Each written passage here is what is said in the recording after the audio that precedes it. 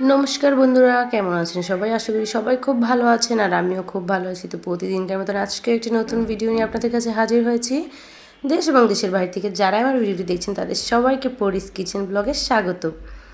তো আজকে আমি ঘরের কাজ বলতে আজকে কোনো রান্না বান্না কোনো কিছু আপনাদের সাথে শেয়ার করছি না। আজকে আমি শেয়ার করছি আমার হাতের কাজের। তো আমি কিছুটা সেলাই মেশিনের কাজ জানি, ততটাও ভালো করে জানি না, তবে যতটুকু জানি চেষ্টা করি ভালো করার এর মধ্যেই। তো আমি একটা থ্রি পিস কাটছি, এটা আমার না, এটা একজনের থ্রি পিস আমাকে দিয়েছে সেলাই করার জন্য। তো আমাদের বাসার পাশেই ওনার বাড়ি। তো থ্রি পিসটা দিয়ে গেছে, ভাবলাম যে কাটিং করব, আপনাদের সাথে একটু শেয়ার করি। তো আমি আপনাদেরকে এখানে কোনো মাপ ঝুপ মেজারমেন্ট কোনো কিছুই বোঝাবো না, কারণ এটা আমার কোনো সেলাইয়ের চ্যানেল না, এটা হচ্ছে আমার ব্লগ চ্যানেল। তো আমি ব্লগের মতন করে আপনাদের সাথে সম্পূর্ণ ব্লগটা শেয়ার করব। তো যাই হোক, এখানে আমি কাটিং করে নিচ্ছি, কাটিং করে আমি সেলাই করবো আর কি।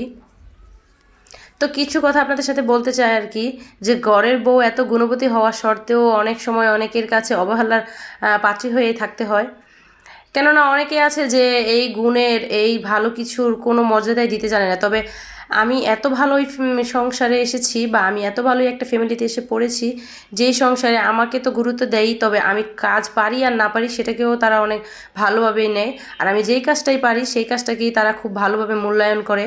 তো অনেক ফ্যামিলি আছে যে ঘরের বউ হাজার কাজ জানলেও তাদের নিজের কাজকে তারা মূল্যায়ন করতে জানে না। তাদের বউ এত গুণবতী হওয়া সত্ত্বেও তাদের কাছে কোনো দাম পায় না। তবে আমি ভগবানের কাছে অনেক কৃতজ্ঞ যে আমি কিছু পারি আর না পারি, তবে আমি এমন একটা ফ্যামিলি পেয়েছি যেখানে আমাকে কোনো কাজের জন্য কোনো কথা শুনতে হয় না, বা যে তুমি কাজ পারো না, এটা পারো না, ওটা পারো না, তোমার বাবা মা কি কখনো তোমাকে কাজ শিখিয়ে দিন, এরকম কোনো কথাই আমি কখনো শুনিনি। আমি যতটুকু পেরেছি তারা ততটুকু নিয়ে অনেক খুশি, অনেক খুশি। এক হচ্ছে আমার হাজব্যান্ড, সে আমি যাই পারি না কিন্তু তার আমার প্রতি কোনো অভিযোগই নেই। সে এত ভালো মানুষ যে সে নিজে বলে যে তুমি পারো না তাতে কোনো দুঃখ নেই, কিন্তু শিখে নিবে, সেটাই বড় কথা। আর আমিও চেষ্টা করছি যে তাদের মন রক্ষা করার, যেই কাজটাই পারি না সেটা তাদের মতন করে শিখে নেওয়ার, তাদেরকে বোঝাতে চেষ্টা করার যে আমি শিখতে চাচ্ছি বা আমি শিখেছি। আর এই হাতের কাজটা আমার মা আমাকে শিখিয়েছে।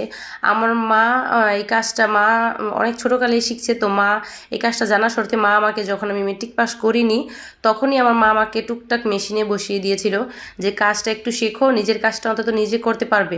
অন্যের কাজ তুমি করো আর না করো, অন্যের কাজ তুমি নাও আর না নাও, নিজের কাজটা তো নিজে করতে পারবে, নিজের সেলাইটা তো নিজে করে পড়তে পারবে। তো মা বাবা আসলে কোনো সন্তানের জন্য খারাপ কিছু চায় না। আমার মা আমাকে এই কাজটা হাতে ধরে শিখিয়ে দিয়েছিল। এখন এসে বুঝতে পারছি যে মা এই কাজটা শিখিয়ে দিয়েছে বলেই আমি হয়তো নিজেও কিছু একটা করতে পারছি, আর নিজের জামা কাপড়গুলোও নিজে সেলাই করে পরতে পারছি, বা আমি অন্য কাউকে বানিয়ে দিয়েও নিজে কিছু টাকা ইনকাম করতে পারছি। তবে আমি ওইরকমভাবে ইনকাম করি না। আসলে আমি এই কাজটা এখনও ওইরকমভাবে সবারটা বানিয়ে দেই বা দিচ্ছি এরকমটা বলবো না, কারণ আমি প্রফেশনালি এই কাজটা এখনও করছি না। টুকটাক আমার বাসার ভিতরে যারা আছে, তারা যারা জানে যে আমি এই কাজটা পারি বা কাজটা করি, তারাই আমাকে এই কাজটা দিয়ে যায় যে বৌদি একটু আমার জামাটা সেলাই করে দাও, বা বৌদি একটু আমার এটা ওটা সেলাই করে দাও। তো তাদেরকে ভালোবেসেই আমি এটা সেলাই করে দেই। আর আমার জায়েদেরকে আমি সেলাই করে দিই, আমার জায়েরাও আমাকে দেয় যে এটা সেলাই করে দে, ওটা সেলাই করে দে। তো ওদেরকেও আমি সেলাই করে দিয়ে মানে দিয়ে দিই আর কি। তবে আমি তাদের থেকে কোনো টাকা পয়সা নিই না, কারণ তারা হচ্ছে আমার বোনের মতন, তাদের থেকে আমি কেনই বা টাকা নিব, তাই না? তবে চেষ্টা করি নিজের সর্বস্ব দিয়ে ভালো করে কাজটা করে তাদের মনটাকে খুশি রাখার। টাকা পয়সা বড় কথা না, সবার মনে আনন্দ থাকবে, ভালোবাসা থাকবে, এটাই আমি চাই। তো কাজটা শিখে এখন ভাবছি যে কাজটা শিখে কখনো ভুল করিনি, কাজটা শিখে খুব ভালোই করেছি, অন্তত নিজের কাজগুলো নিজে করতে পারছি। আর হাতের কাজ হচ্ছে এমন একটা জিনিস, কোনো কাজই ফালানো যায় না। তবে হাতের কাজ শিখে রাখলে সেই কাজটা একদিন না একদিন আপনার কাজে লাগবে, সেটা লাগবে, কোনো না কোনো একদিন কাজে লাগবে। তো আমার মাও যখন আমাকে এই কাজটা শিখিয়েছিল তখন বলেছিল যে তোমাকে আমি এখনও হয়তো কাজটা জোর করে শিখাচ্ছি, তোমার হয়তো ইচ্ছা হচ্ছে না, কিন্তু একদিন দেখবে তোমার এই কাজটা কাজে লাগবে। আর তখন তুমি তোমার মার কথাই বলবে যে মা আমাকে এই কাজটা শিখিয়েছে বলে আজকে আমি এই কাজটা পারি বা করতে পারছি। আসলে এখন এই সময়টাতে এসে আমি ভাবি যে আমার মা আসলে আমাকে এই কাজটা শিখিয়েছে বলে আমি এই কাজটা নিজে নিজে করতে পারছি। আর মানুষের কথা তো বলা যায় না, ঠিক না? আজ ভালো তো কাল ভালো না। তো এখন ভালো আছি তো একটু পরে ভালো নাও থাকতে পারি। তো ভগবানের কাছে বলি যে ভগবান যেমনই রেখেছে তবুও ততটুকুই আমি সন্তুষ্ট। তবে কাজ শিখে রাখছি, কখনো বিপদে পড়লে হয়তো নিজের হাতের কাজটাকে অন্তত কাজে লাগাতে পারবো। তবে কাজ বললাম না যে কোনো কাজই ফালানো যায় না, সব কাজই কাজে লাগে। তো আমি হাতের কাজ শিখে এসেছি, আমি আরও কিছু কাজ জানি, তবে সেগুলো আপনাদের সাথে আস্তে আস্তে কখনো শেয়ার করব। কিন্তু রান্নাবান্নাটা আমি ততটা পারতাম না। এই বাসায় এসে আমার বড় জায়ের কাছ থেকে আমি রান্নাবান্নাটা শিখেছি। সেও আমাকে অনেক ভালোবেসে আমার নিজের মায়ের মতন করে আমাকে রান্নাটা শিখিয়েছে।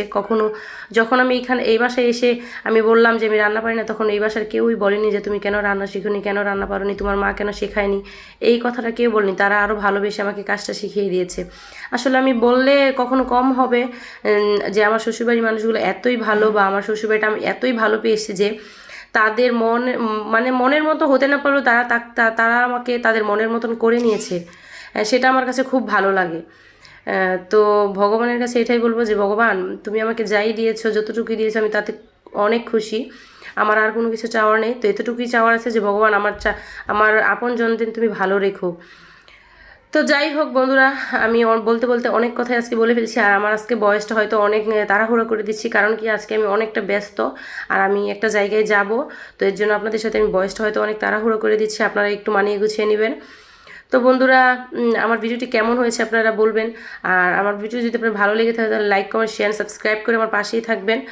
আর জানি হয়তো আমার ভিডিওটা আজকে আপনাদের কাছে একটু এলোমেলো লাগতে পারে, বা কারো কাছে ভালো, কারো কাছে খারাপ লাগতে পারে, তবে মানিয়ে গুছিয়ে নেবেন। আপনারা তো আমার বোনের মতন, তাই না, বা ভাইয়ের মতন।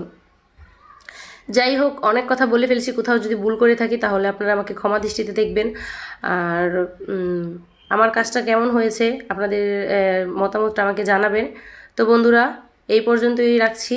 আপনারা সবাই এই পর্যন্ত ভালো থাকবেন, সুস্থ থাকবেন। আর পরের ভিডিওতে আপনাদের সাথে আবার দেখা হচ্ছে।